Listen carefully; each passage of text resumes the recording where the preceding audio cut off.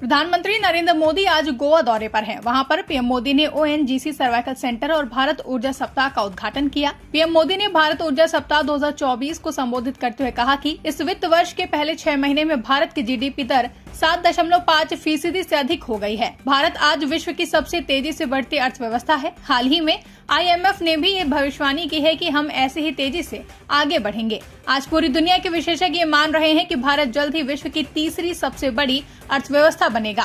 बता दें, ONGC cervical centre से सालाना 10,000 से लेकर 15,000 कर्मियों को प्रशिक्षित करने की उम्मीद है। खराब मौसम की स्थिति में नकली और नियंत्रित अभ्यास प्रशिक्षुओं के समुद्री अस्तित्व कौशल को बढ़ाएंगे और इस प्रकार वास्तविक जीवन की आपदाओं से सुरक्षित जीवित रहने की संभावना बढ़ जाएगी। आइए सुनते हैं पीएम मोदी का संबोधन। रिफाइनर में से एक है। आज हमारी रिफाइनिंग कैपेसिटी 254 MMTPA से अधिक हो गई है। हमने 2030 तक भारत की रिफाइनिंग कैपेसिटी को 450 MMTPA तक पहुंचाने का लक्ष्य रखा है। भारत पेट्रोकेमिकल और अन्य फिनिश प्रोडक्ट्स के क्षेत्र में भी एक बड़ा निर्यातक बनकर उभरा है।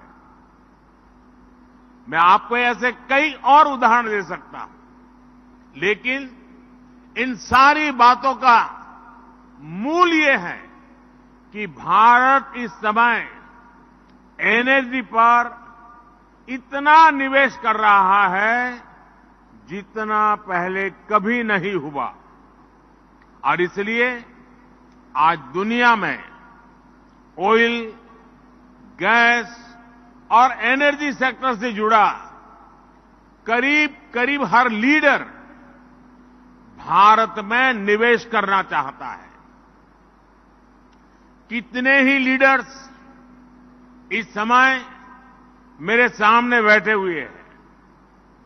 हम पूरी गर्मजोशी से आपका भी स्वागत करते हैं। साथियों, सर्कुलर इकोनॉमी भारत की प्राचीन परंपरा का हिस्सा रही है। रीयूजिंग का कंसेप्ट भी हमारे जीने के तरीके से जुड़ा हुआ है, और ये बात एनर्जी सेक्टर से भी उतनी ही जुड़ी हुई है।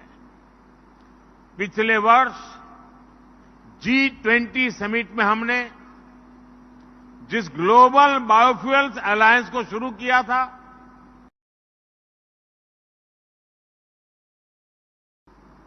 इस अलायंस ने पूरे विश्व की सरकारों, संस्थाओं और इंडस्ट्रीज को एक साथ इकट्ठा कर दिया है। जब से ये अलायंस बना है, इसे व्यापक समर्थन मिल रहा है। बहुत कम समय में ही 22 देश और 12 इंटरनेशनल ऑर्गेनाइजेशन इस अलायंस से जुड़ गए हैं। इससे पूरे विश्व में बायोफ्यूल्स के इस्तेमाल को बढ़ावा मिलेगा। इससे करीब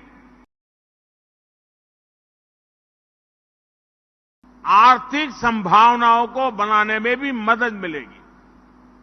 साथियों, अपने यहां भी भारत ने इस क्षेत्र में बड़ी प्रगति की है।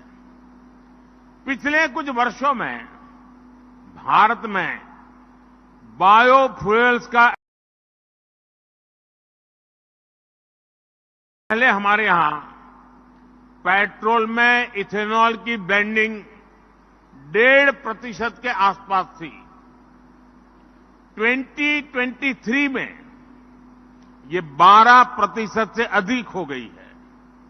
इससे लगभग 42 million metric ton carbon emission घटा है। हम 2025 % इथेनॉल ब्लेंडिंग करने के लक्ष्य पर काम कर रहे हैं। आप में से कई लोग जानते होंगे, पिछले इंडिया एनर्जी वीक के दौरान ही भारत ने 80 से ज्यादा रिटेल आउटलेट्स पर 20% इथेनॉल ब्लेंडिंग की शुरुआत की थी। अब हम देश के रहे हैं। साथियों, सरकार का प्रयास ग्रामीण अर्थव्यवस्था को वेस्ट टू वेल्थ मैनेजमेंट के मॉडल पर नई गति देने का भी है। इसके लिए भारत में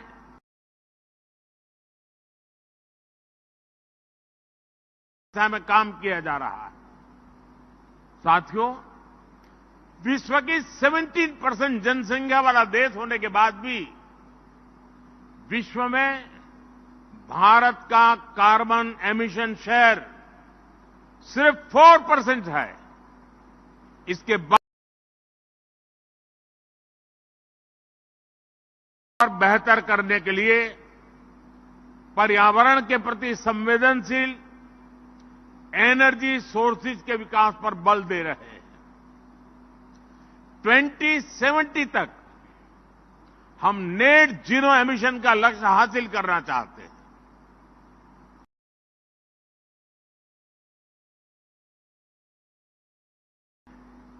विश्व में चौथे स्थान पर है। हमारी इंस्टॉल इलेक्ट्रिसिटी कैपेसिटी, इसका 40% हिस्सा नॉन फॉसिल फ्यूल सोर्सेज से आता है। बीते एक दशक में भारत की सोलर एनर्जी इंस्टॉल कैपेसिटी 20 गुना से ज्यादा बढ़ी है। सौर ऊर्जा से जुड़ने का अभियान भारत में जन आंदोलन। भारत में एक और बड़े मिशन की शुरुआत हुई है। भारत में 1 करोड़ घरों में सोलर रूफटॉप लगाने की योजना को उसका ऐलान किया गया है।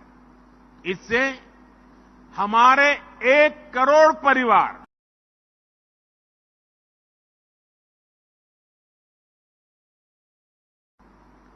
उनके घरों में जो अतिरिक्त बिजली बनेगी उसे सीधे ग्रिड तक पहुंचाने की भी व्यवस्था की जा रही है।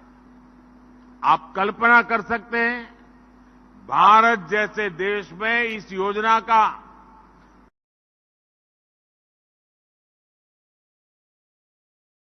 आपके लिए भी इस पूरी सोलर वैल्यू चेन में निवेश की बहुत बड़ी संभावना बनने वाली है।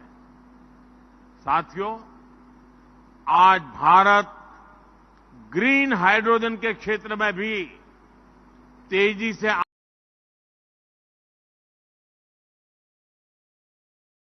कारण भारत जल्द ही हाइड्रोजन प्रोडक्शन और एक्सपोर्ट का केंद्र बनने वाला है। मुझे विश्वास है, भारत का ग्रीन एनर्जी सेक्टर इन्वेस्टर्स और इंडस्ट्री दोनों को श्योर शॉर्ट विनर बना सकता है। साथियों, इंडिया एनर्जी वीक का ये आयोजन सिर्फ भारत का आयोजन नहीं है। ये आयोजन India with the world and India for the world इस भावना का प्रतिबिंब है। और इसलिए ये मंच आज एनर्जी सेक्टर से जुड़े विचार विमर्श और अनुभवों को साझा करने का मंच बन गया है। आइए एक दूसरे से सीखने पर, तकनीक की साझेदारी पर और सस्टेनेबल एनर्जी के नए रास्तों को तलाशने पर एक साथ आगे बढ़ते हैं। Let us learn from each other. Let us collaborate on cutting edge technologies and let us explore avenues for sustainable energy development. हम एक साथ मिलकर एक ऐसा भविष्य बना सकते हैं जो समृद्ध भी हो और जिसमें पर्यावरण का संरक्षण भी हो सके। मुझे विश्वास है कि ये मंच हमारे प्रयासों का प्रतीक बनेगा। एक बार फिर मैं इस आयोजन के लिए आप सभी को बहुत बहुत शुभकामनाएं देता हूं। बहुत बहुत धन्यवाद।